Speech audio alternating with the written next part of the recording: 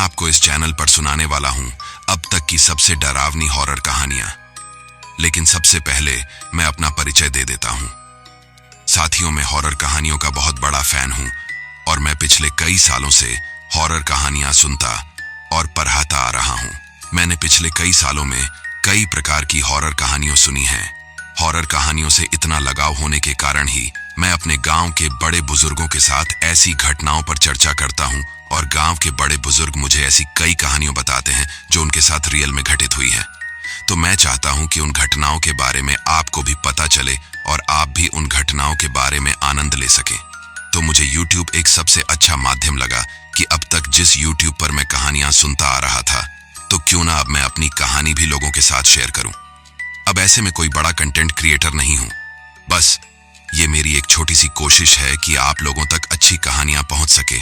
और मैं आपको यकीन दिलाना चाहता हूं कि मैं आपको ऐसी हॉरर कहानियों सुनाने वाला हूं जिसे सुनकर आपके रोंगटे खड़े हो जाएंगे, आप पसीने से तरबतर हो जाएंगे। और एज अ व्यूअर में पिछले कई सालों से कहानियां सुन रहा हूं, तो मुझे पता है कि एक व्यूअर को किस प्रकार की कहानियां पसंद आती है। लेकिन स्टोरी शुरू करने से पहले आपसे एक छोटी सी रिक्वेस्ट है।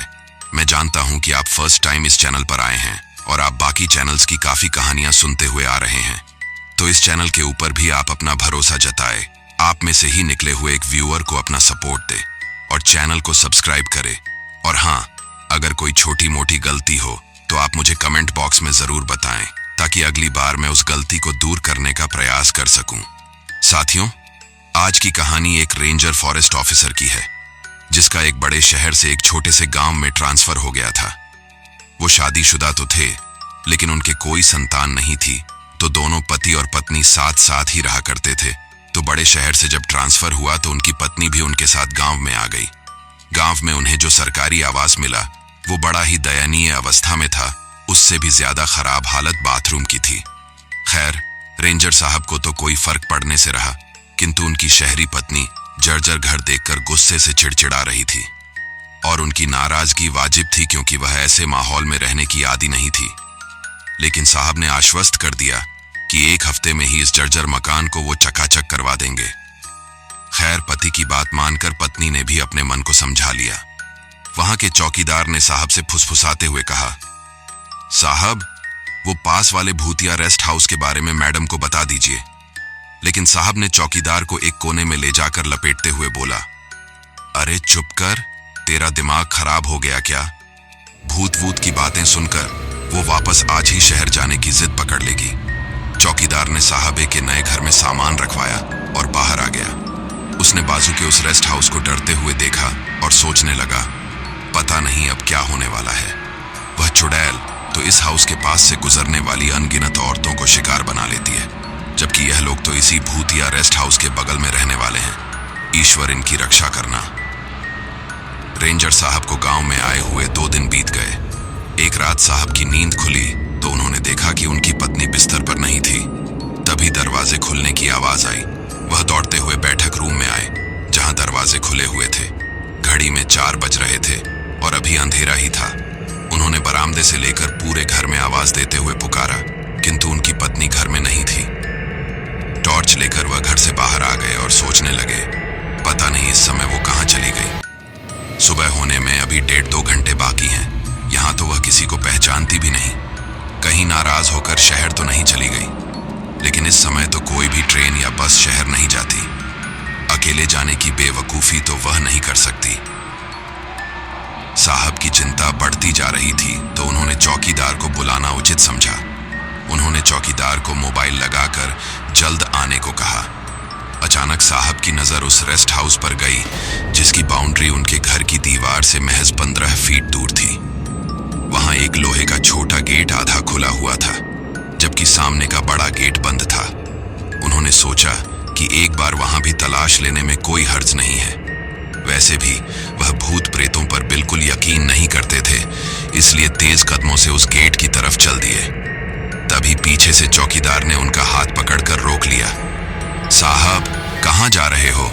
जरा सामने तो देखो, वहां चुड़ैल हो सकती है, चौकीदार घबराते हुए बोला।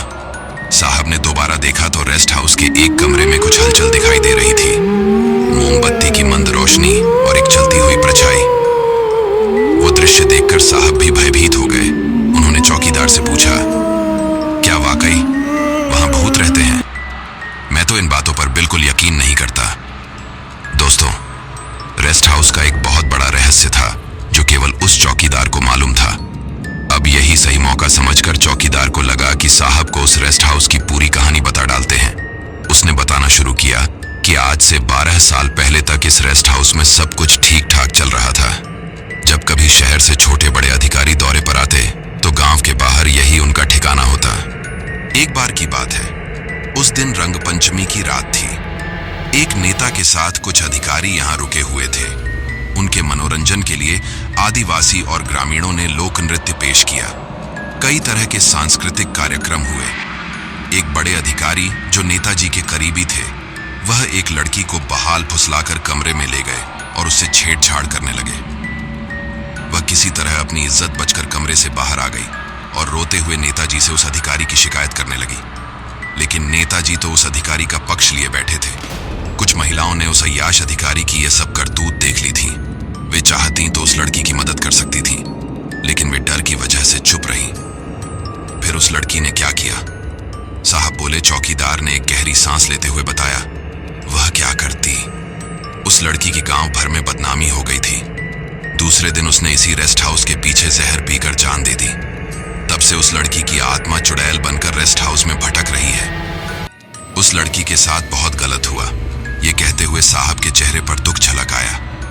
आगे चौकीदार थोड़ा गुस्से में बोला, फिर 1 महीने के अंदर उस नेता और अधिकारी की जीप पलटने से मौत हो गई थी। गांव वालों का मानना है कि उसी लड़की की आत्मा ने नेता और अधिकारी को मारा है। अचानक रेंजर साहब ने चौकीदार की बात को काटते हुए कहा कि आगे की घटना बाद में सुनेंगे, पहले जाकर वहां पर देखते हैं कि आपके मैडम कहां पर खो गई है। उस भूतिया रेस्ट हाउस का वह कमरा जो छोटे गेट के पास था, साहब को वहां कांच की एक खिड़की से थोड़ी रोशनी में अपनी पत्नी दिखाई दी। उन्हें देखते ही साहब उस ओर बढ़ने लगे। अचानक चौकीदार साहब को रोकते हुए कहते हैं कि साहब 5 मिनट रुक जाइए, मैंने गुड़िया को बुलावा भेजा दिया था, अभी आता ही होगा। वह गांव का सिद्ध तांत्रिक है। मैडम पर चुड़ैल हावी हो गई है और वह तांत्रिक ही इससे छुटकारा दिलवा सकता है। लेकिन रेंजर साहब ने कहा कि नहीं, मैं अब और नहीं रुक सकता। तुम्हें डर लग रहा है तो तुम यहीं पर रुको, मैं अभी तुम्हारी मैडम को लेकर आता हूं। और ऐसा कहते हुए साहब तेज कदमों से अंदर जाने लगे।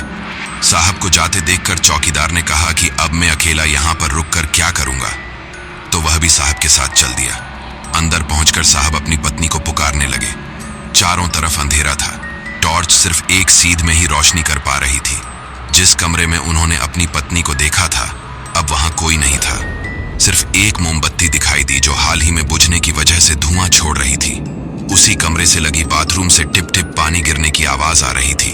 वे उस ओर बढ़े ही थे, तभी पीछे खड़ा चौकीदार चिल्लाया, साहब वो रही मैडम, हॉल में पर्दे के पीछे। हड़बड़ी में साहब पीछे मुड़े तो टॉर्च दीवार से टकराकर टिमटिम करने लगी। साला इस टॉर्च को भी अभी खराब होना था। वे मन ही मन झल्लाए। जलती बुझती रोशनी के बीच साहब ने पर्दे के पीछे छिपी मैडम को पकड़ना चाहा, लेकिन वह भागने लगी। साहब पीछे से सिर्फ उनकी साड़ी का पल्लू ही पकड़ पाए। वह भी झटक कर उन्होंने छुड़ा लिया और देखते ही देखते अंधेरे में कहीं खो गई। साहब खिसियाते हुए वहीं खड़े रहे। चौकीदार मोबाइल टॉर्च घुमाते हुए बोला, देखा साहब, मैडम कितनी फुर्तीली हो गई हैं। ये सब उस चुड़ैल का असर है। हे भगवान, पता नहीं ये सब क्या हो रहा है। साहब के चेहरे पर गुस्सा और हताशा साफ झलक रही थी। बाहर चिड़ियों की चहचहाहट शुरू हो गई थी। आसमान में हल्की हल्की रोशनी दिखाई देने लगी। चौकीदार बाहर झांकते हुए बोला, चिंता न करो साहब, अब तो सुबह हो गई है, अभी सोचते हैं आगे क्या करना है। साहब को कुछ समझ में नहीं आ रहा था। उन्होंने कहा कि चलो पहले पुलिस थाने चलते हैं और इसके बाद किसी बढ़िया से डॉक्टर को लेकर आते हैं, ताकि मैडम का जो दिमाग खराब हो गया है उसे सही किया जाए। और ये कहते हुए उनका गला भर गया। उन्हें समझ में नहीं आ रहा था कि ये हो क्या रहा है। वे दोनों रेस्ट हाउस के बाहर आ गए। दूर से उन्हें तांत्रिक आता दिखाई दिया। वह साहब को तो पहचानता नहीं था, इसलिए चौकीदार से बुलाने की वजह पूछी।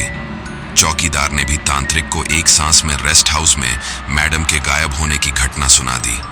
तांत्रिक कुछ कहता इससे पहले ही घर के दरवाजे से मैडम आती दिखाई दी। साहब की खुशी का ठिकाना नहीं रहा, किंतु चौकी चौकीदार और तांत्रिक के चेहरे पर संशय बाकी था। मैडम पास आकर बोली, इतनी सुबह सुबह आप बाहर क्या कर रहे हैं? अभी अभी मैंने आपको रेस्ट हाउस में भी देखा। अचानक बीवी को सामने देखकर साहब बहुत खुश हो गए और मन ही मन भगवान को धन्यवाद किया, लेकिन फिर थोड़े गुस्से में बोले, कमाल करती हो तुम, बगैर बताए कहीं भी चली जाती हो। और तुम इस भूतिया रेस्ट हाउस में क्या कर रही थी? भूतिया रेस्ट हाउस? मैडम चौंकते हुए बोली, फिर मुंह पर हाथ रखकर खिलखिलाकर हंस दी। चौकीदार ने साहब के कान में फुसफुसाते हुए कहा, साहब चिल्लाकर मत बोलिए, मैडम अब आपकी पत्नी नहीं है, उनके अंदर उस लड़की की आत्मा है। गुनिया तांत्रिक को अपना काम करने दीजिए। लेकिन तांत्रिक दूर से खड़े होकर ही मैडम को देखकर बोला, अब मेरा यहाँ कोई काम नहीं, मैडम के ऊपर कोई चुड़ैल का साया नहीं है, वह ठीक है। तो चौकीदार कहता है, क्या बात करते हो महाराज, भला ये कैसे हो सकता है? गांव की कोई भी स्त्री इस रेस्ट हाउस के नजदीक से गुजर जाए तो चुड़ैल उसे शिकार बना लेती है। फिर मैडम तो अंदर तक गई थी। तांत्रिक ने चौकीदार की बात काटते हुए कहा, हाँ हाँ, वही तो मैं कहना चाहता हूं। सिर्फ और सिर्फ गांव की औरतों को ही वह चुड़ैल अपना दुश्मन समझती है, जो उसकी मौत की वजह बनी थी। इतना कहकर तांत्रिक वहां से चला गया और उसके बाद चौकीदार भी रवाना हो गया। साहब और मैडम वहीं बरामदे में बैठ गए। अखबार पढ़ते हुए भी साहब की नजर बार बार उस रेस्ट हाउस पर जा रही थी। रात वाली घटना वह भूल नहीं पा रहे थे। मैडम साहब से पूछती है कि ये भूत, चुड़ैल, लड़की, मौत, ये सब क्या चक्कर चल रहा है? अखबार टेबल पर पटकते हुए उल्टे साहब ने ही पूछा, वो सब बाद में, पहले तुम मुझे ये बताओ, तुम इतनी रात वहां क्या करने गई थी? मैडम कहती है, तो सुनिए जनाब, मैं वहां टॉयलेट के लिए जाती थी और 3 दिन से रोज जा रही हूं। वहां की बाथरूम यहाँ की तरह टूटी फूटी नहीं है, और वैसे भी सुबह 4-5 बजे का समय रात नहीं कहलाता, वो ब्रह्म मुहूर्त कहलाता है। ये सुनकर साहब हैरान रह गए। क्या तुम वहां टॉयलेट के लिए जाती थी? मैडम बोली, हाँ, जब तक आप सोकर उठते थे मैं नहाकर फ्रेश होकर आ जाया करती थी। अपने इस खंडहर मकान से तो लाख गुना अच्छा है वह रेस्ट हाउस। मुझे तो यह सोचकर हैरानी होती है कि आप कब से भूत प्रेत को मानने लगे। साहब सिगरेट सुलगाते हुए बोले, मैं भूत प्रेतों पर विश्वास नहीं करता। अब सिचुएशन के हिसाब से थोड़ी घबराहट तो होगी ही। दरअसल साहब के पहले दिन ऑफिस जाने के बाद मैडम ने घूमते हुए उस भूतिया रेस्ट हाउस का मुआयना कर लिया था। उसके बाद वह अक्सर बगल का छोटा गेट खोलकर वहां चली जाती थी। इस बात का इतना बड़ा तमाशा बनेगा उन्होंने सोचा नहीं था। मैडम ने अपने कान पकड़ते हुए कहा कि मुझे माफ कर दीजिए, आगे से ऐसा नहीं होगा। साहब हंसते हुए बोले, माफ तो तुम्हें करूंगा नहीं, आखिर तुमने भी डराने में कोई कसर नहीं छोड़ी। पहले पर्दे के पीछे छुप गई और फिर मुझसे साड़ी का पल्लू छुड़ाकर यहां भाग आई। ये सुनकर मैडम हैरान रह गई और डरते हुए कहा, क्या बात कर रहे हो, साड़ी का पल्लू? अब आप मुझे डरा रहे हो? मैं 2 दिन से गाउन पहन रही हूं। और वहां हम दोनों कब मिले?